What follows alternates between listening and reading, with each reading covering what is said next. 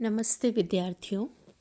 हम प्रयोगवादी कविता की प्रवृत्तियों को समझा रहे थे और प्रवृत्तियों को बताते समय हमने आपसे कहा था कि प्रयोगवादी कवि नई राहों के अन्वेषी हैं। उनकी कविताओं में समसामयिक प्रभाव, पाश्चात्य विचारधारा का प्रभाव सहज रूप से ही दिखलाई पड़ता है। और इसके साथ ही हमने यह भी आपको बताया था कि प्रयोगवादी कवियों ने आधुनिक जीवन के चित्रों को कविताओं में प्रस्तुत किया है। उन्होंने अपनी कविताओं में यांत्रिकता के स्वर को प्रधानता दी है, संवेदनशीलता के साथ उन्होंने अभिव्यक्त किया है और साथ ही प्रयोगवादी कविता में जो एक महत्वपूर्ण चीज़ देखने को मिलती है वह यह है कि जो मध्यवर्गीय जीवन है उसके मूल्यों का कैसे ह्रास हो रहा है, वह सारी स्थितियाँ प्रयोगवादी कविता में दिखलाई पड़ती है। प्रयोगवादी कवियों ने यह बताया था कि मध्यवर्गीय समाज के नए माध्यम के स्वरूप को हम देखना चाहते हैं और उन्होंने भावुकता के स्थान पर बौद्धिकता को अत्यधिक रूप में कविता में प्रस्तुत किया है। प्रयोगवादी कवियों ने मानवीय पीड़ा के भावों का भी अनुभव किया है और उसे अपनी कविताओं में अभिव्यक्त किया है। अगली प्रवृत्ति है विद्यार्थियों, अहम की भावना। प्रयोगवादी कविता में व्यक्तिवादी मनोवृत्ति, अहम, शिल्प, वैचित्र्य, अनास्थावादी दार्शनिक दृष्टि की प्रधानता मिलती है। बौद्धिकता और तुच्छ नगण्य रूपों के प्रति इस कविता में घनघोर आसक्ति दिखलाई पड़ती है। विशेष रूप से हम रेखांकित करना चाहेंगे कि आगे की कविताओं में व्यक्ति चेतना और अहम, सौंदर्य भावना और यौन कुंठाएं आदि अभिव्यक्ति पूर्णता में हुई है। प्रयोगवादी कवि व्यक्ति के अहम को सुरक्षित रखना चाहता है और अहम को ही कवि ने जीवन यात्रा का सहारा माना है।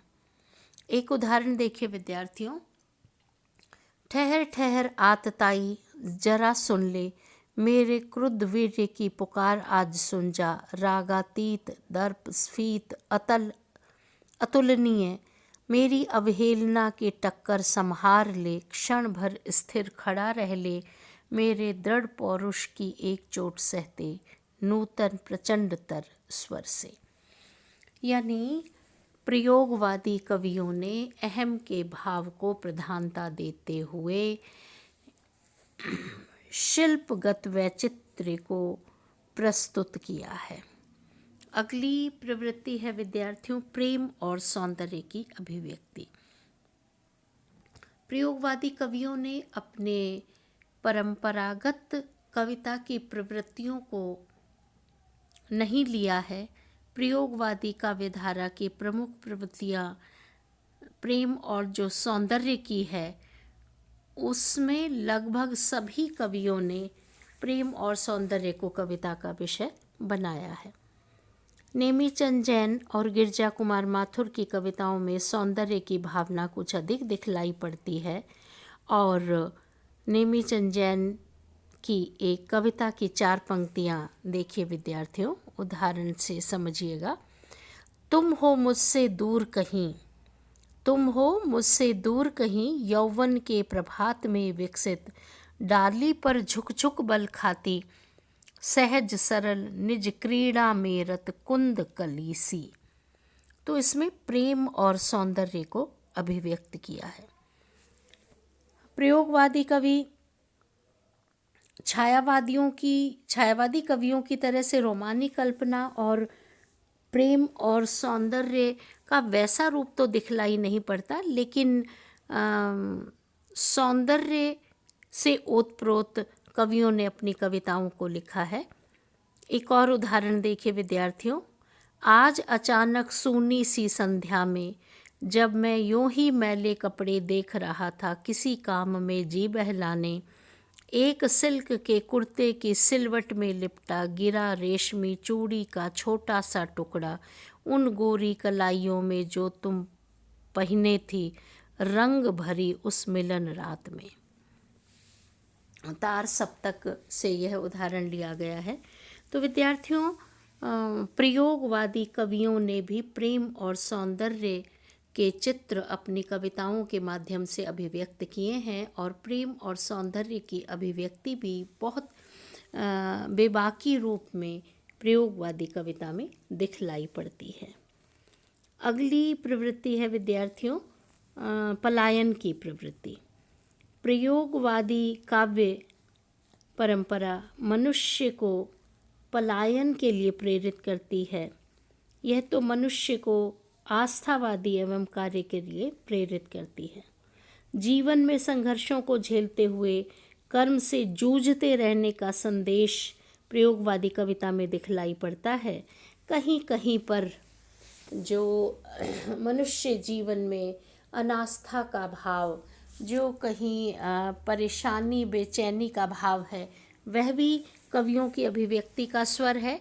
और इसके साथ ही प्रयोगवादी कवियों ने पलायन के साथ साथ संघर्ष के भाव को, कर्म के भाव को अपनी कविता में स्थान दिया है। और भारत भूषण कवि की ये पंक्तियां हैं जो वास्तविकता में अपने जीवन की यथास्थिति को बताते हुए कहते हैं, पर भय क्या अब देर नहीं, हम अग्नि शिखा प्रज्वलित करेंगे, जिसके सम्मुख एक बार ही गल गल पिघल जाएंगे सारे हिम के प्रस्तर। एक बार फिर जीवन पाएगा अपनी उन्मुक्त धार निर्बंध प्रगति, टूटेंगे गति के पथ में आए रूढ़िग्रस्त मानव के मन के भाव बंद, फिर से समस्त जग में छाएगा नव प्रकाश नवोल्लास नवगीत छंद। यानी प्रयोगवादी कवियों ने जहाँ कुछ कवियों की कविताओं में पलायन के स्वर मिलते हैं, वहीं उसके साथ साथ कुछ कर्म का संदेश और उत्साह वाले भाव को भी कवियों ने अपनी कविताओं में रचा है, लिखा है, बुना है। और उल्लास के साथ नए गीत, नए छंद की बात, कविता में छंद और नए गीत के रचने की बात कवि करता है। अगली प्रवृत्ति है विद्यार्थियों अकेलेपन का बोध, निराशा और अकेलेपन का बोध। यह प्रयोगवादी कविता या यह युग समसामयिक परिस्थितियों के कारण कविता में नैराश्य की भावना और अकेलेपन के बोध को अभिव्यक्त करने वाली कविता है। प्रयोगवादी कवियों ने अकेलेपन पर, एकाकीपन पर, सूने मन पर बहुत कविताएं लिखी हैं और इन अकेलेपन के भावों से प्रयोगवादी कवि बच नहीं पाया है। वर्तमान जीवन के प्रति क्षोभ प्रकट करते हुए इस निराशा के संकट को कवि ने यूँ प्रकट किया है। मुक्तिबोध जो प्रयोगवाद के बहुत सशक्त कवि हैं, उनकी कविताओं में अकेलापन, उनका अंतर्मन, उनका वैयक्तिक मन पीड़ा और संघर्ष से गुजरते हुए बहुत टूट जाता है और वे अपने मन को पराजित मन स्वीकारते हुए वे कहते हैं कि जो मनुष्य का पराजित मन है वह बहुत थक गया है, उसमें कुछ आशा के स्वर बचे नहीं हैं कि वह कुछ कर पाए। तो मुक्तिबोध की पंक्तियां हैं, जबकि अंदर खोखलापन कीट सा है सतत घर कर रहा आराम से, क्यों न जीवन का वृहद अश्वत्थ यह डर चले तूफान के ही नाम से। तो विद्यार्थियों, निराशा और अकेलेपन का भाव इन कवियों की कविताओं में देखने को मिलता है। प्रयोगवादी कवियों ने कविता की भाषा को अधिक व्यावहारिक और अकृत्रिम बनाया है, छंद को अत्यधिक छूट दे दी है, नवीन उपमाओं का प्रयोग किया है, नए प्रतीक और नए बिंबों का प्रयोग किया है। और प्रयोगवादी कवियों ने ग्रामीण बोली के शब्दों को स्थान दिया है। माटी, असुआए, खरोंच, मसलना, मुर्की, टपरा, इस प्रकार और अज्ञेय की कविताओं में देखें तो अज्ञेय कहते हैं कि ये उपमान मैले हो गए हैं और देवता कर गए हैं कुछ। ये कह कर के वे नए प्रतीक और नए बिंब को गढ़ते हैं और इस प्रकार प्रयोगवादी कविता में छंद, लय, अलंकार, लोकोक्ति, मुहावरों के नए प्रयोग भी देखने को मिलते हैं। तो विद्यार्थियों, ये 7-8 प्रवृत्तियाँ हमने प्रयोगवादी कविता की आपको समझाई, जिसका आप अध्ययन करिएगा, बारीकी से पढ़िएगा और चैनल को सब्सक्राइब अवश्य करें। धन्यवाद।